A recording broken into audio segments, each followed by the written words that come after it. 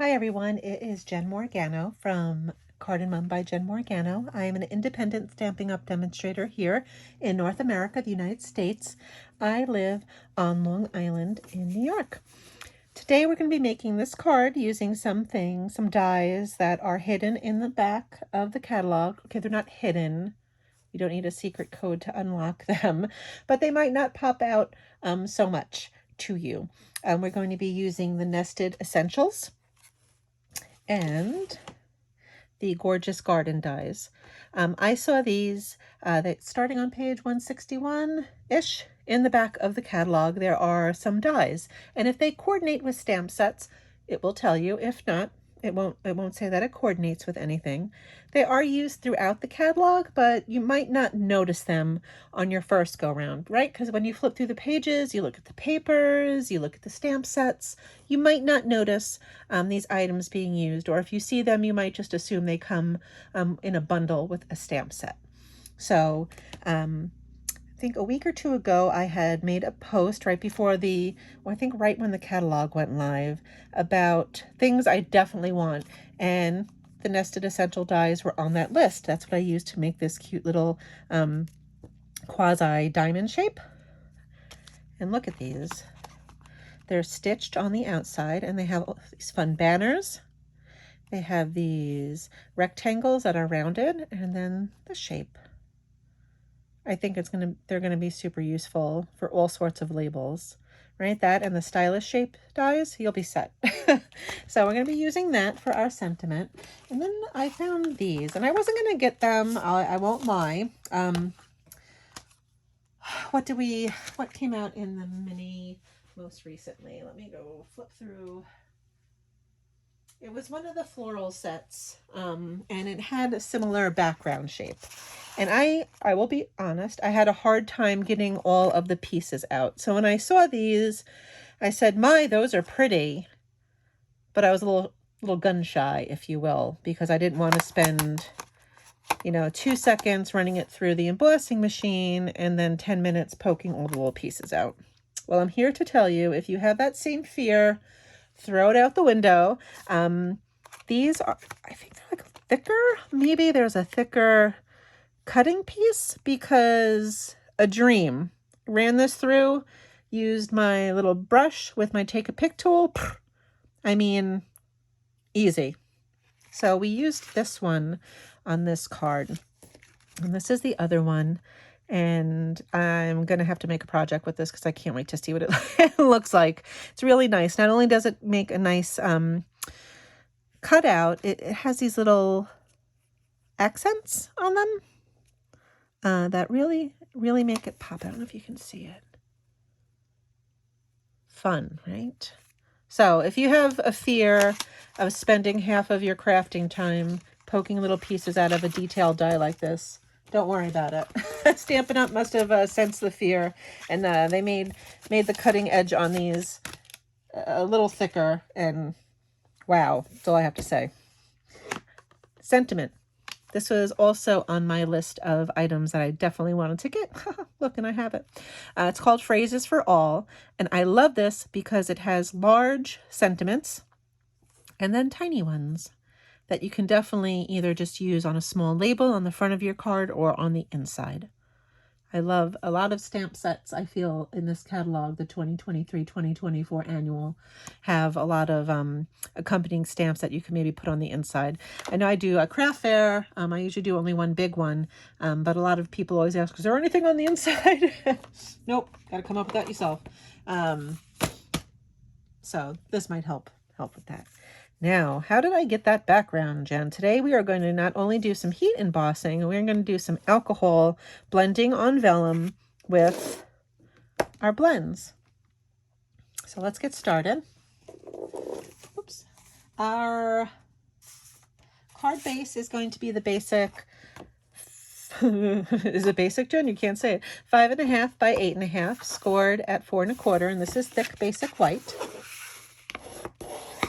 And then what you're going to do is cut a piece of vellum and a piece of basic black at 4 1/4 by 5.5. So it's essentially going to be the same size as your card front. Okay, and you can cut out the basic black using that detailed dye. And now what I want to do before we start doing everything else is do the alcohol part. So this got really popular, I want to say like a year or two ago. I have not been able to make it work. I won't lie. I'm not 100% when it comes to this. I see people make beautiful patterns. So we're going to try it again. I was really happy with how my sample came out. I don't know if you can see that, but let's try it again. I wanted a rainbow theme because I like rainbows, and I wanted to use a lot of bright colors for a rainbow. So I'm using a lot of the in colors. We have Sweet Sorbet. That was in color last year. And then Parakeet Party, Tahitian Tide, and Starry Night. Those are from last year. And then I have Lemon Lolly, which is a new core color. And then Pumpkin Pie, just to bring out, you know, an oldie but a goodie. And what we're going to do is take this 4 1/4 by 5.5 piece of vellum and just make a rainbow pattern. So just color with your alcohol blend. You do this on a scrap paper. I'm doing it on one of the new in color boho blue matte pieces. You can order those. I'll put the link below. Ooh, someone got excited at my stamp camp with this. Honestly, you can do whatever colors you want. I'm just choosing a rainbow because I've been in a rainbowy mood lately.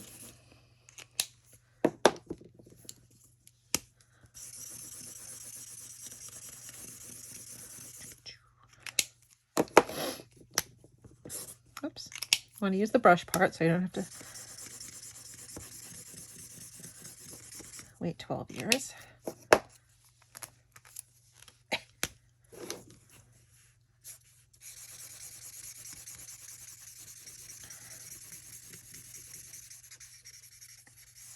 All right. Okay. So once you've got that set, nice. You're going to take some 91% alcohol. Did I need 32 ounces of 91% alcohol? No, I didn't. But that's what Target had. So that's what I got. It was cheap enough. That, and then I use a straw. I did try this with a spritzer and it was too uniform. I wanted it to be blotchy. So if you just want them to run, then go for it. Use a spritzer. I am going to do the tried and true technique of kids, like when you put the straw in and then cover the top and pull it out so that some stays in. That's what I'm going to do. So get some alcohol. You don't even have to do that. You know what? I'll just do something different for the sake of I'm filming, so everything's going to go wrong. You can just dip the straw in and then do a little bit of that. And you can see that it's activating the alcohol markers again with some blotches. I'm going to put my finger on it just to get a little bit more so I get some fat drops. Then I'm going to take the straw and blow.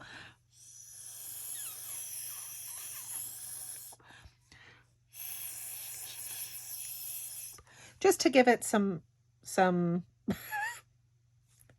I swear I do speak English as my native language. I lose it sometimes. Just to move it around a little bit. Get the edge here, doesn't have so much. Whoops, that has a lot now. So here's a funny, while this dries, it will dry pretty quick because, why? It's alcohol. We were doing this at my stamp camp. And everyone was like, oh, I spilled some alcohol. I'm like, oh, don't worry about it. It'll dry really quick. I did not spill that much alcohol on my mat. And guess what happened?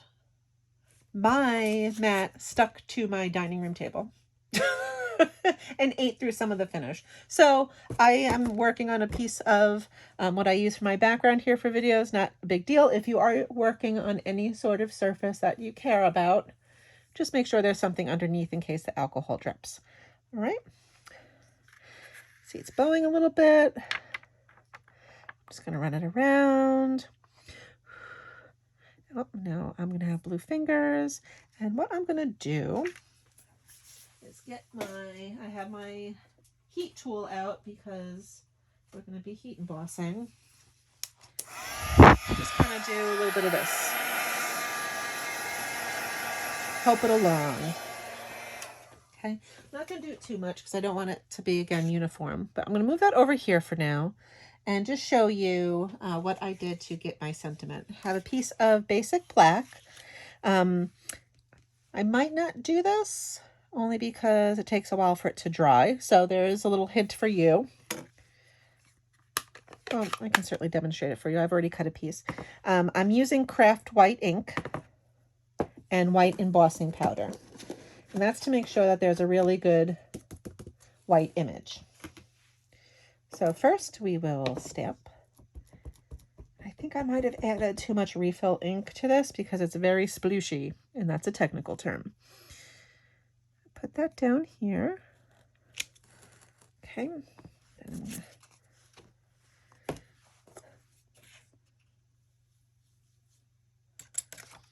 And some of you may have noticed, as some of the people in my stamp camp did, hey Jen, where's your embossing buddy?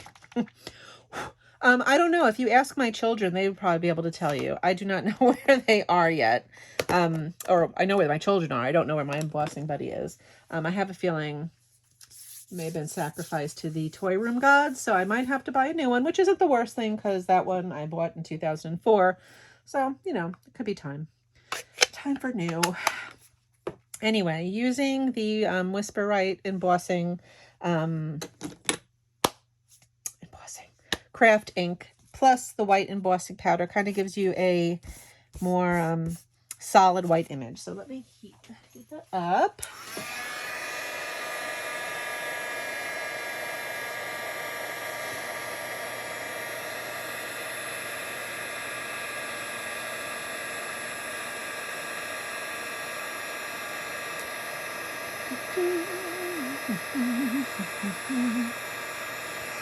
So now, while we're here, let's dry this last little bit of alcohol up.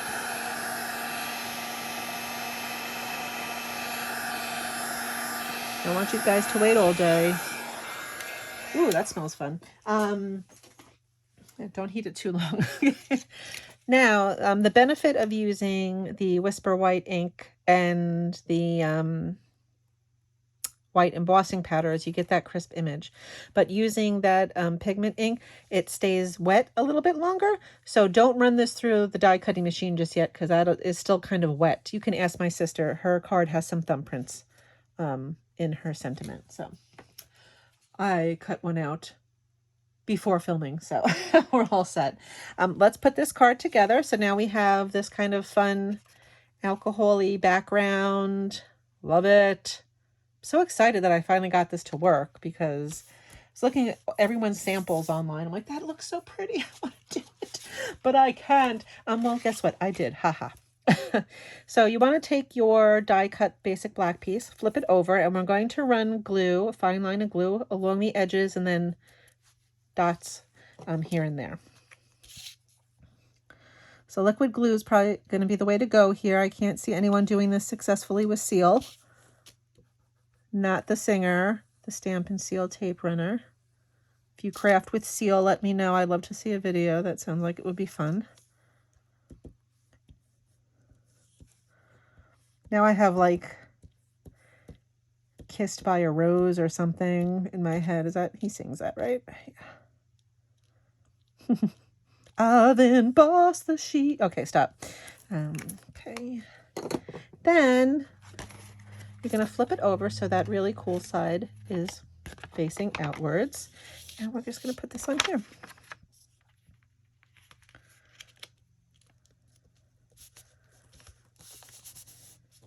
And it might bow up a little bit because we did heat it and it's alcohol as it dries. It kind of curls the paper. So just hold it down and make sure it gets some good traction on that.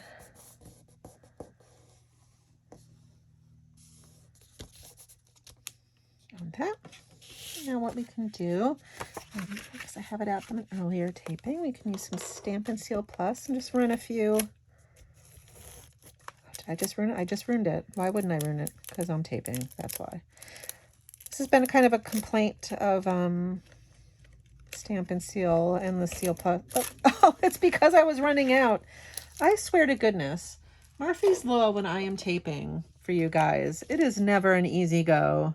My glue doesn't cooperate. I lose things. Ugh. I'm surprised no one's banged on my front door yet. I do apologize for any background noise. It is the weekend in the suburbs, so it's landscaping time. Just want to line that up with your score and press that down. Okay, and you're all set. Now, it is the same size as the card front, but that doesn't mean, you know, your tool was off a little bit. You could have an overhang. You can certainly leave that. You can trim it if you want it to be exact. Okay, but there is that.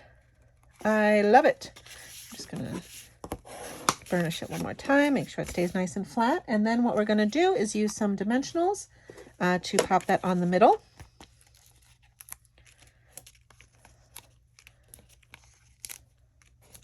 I look like a Smurf now, because there's worse things to look like. Boop. Put that right down the middle. And then we will finish it off with some of these gorgeous in color pearls that have a very nice sparkle. And that's kind of why I also use the in color blend, so that they would match up nicey nice. There we go. So, you know what? I don't think I like that green one up there. There we go. So there you go. What do you think? I love the way this came out nice and dark. I think I might have used Orchid Oasis at my stamp camp. I'm not sure. But look at that starry. Ooh. Okay, that was weird. Anyway, thank you for joining me today. I hope you enjoyed the project, and please try that alcohol blend technique if you have not done so yet. I just kept plugging away at it, and guess what? 18,000 times the charm, guys. So never give up. Keep trying. Never know when it clicks. I will put the link to the blog post with the measurements and products I used in the description below. And below you'll also see that little subscribe button. So please, if you enjoyed what you saw today, subscribe and you'll get notified every time I make a video. And am I not entertaining? Some people say yes, some people no. I hope you found it entertaining. If you don't like my voice, I've heard it on answering machines. It's okay. Feel free to subscribe to my blog, which is www.cardandmom.com. I do all these projects there as well, in written form with a link to the video in case you want to take a walk on the wild side.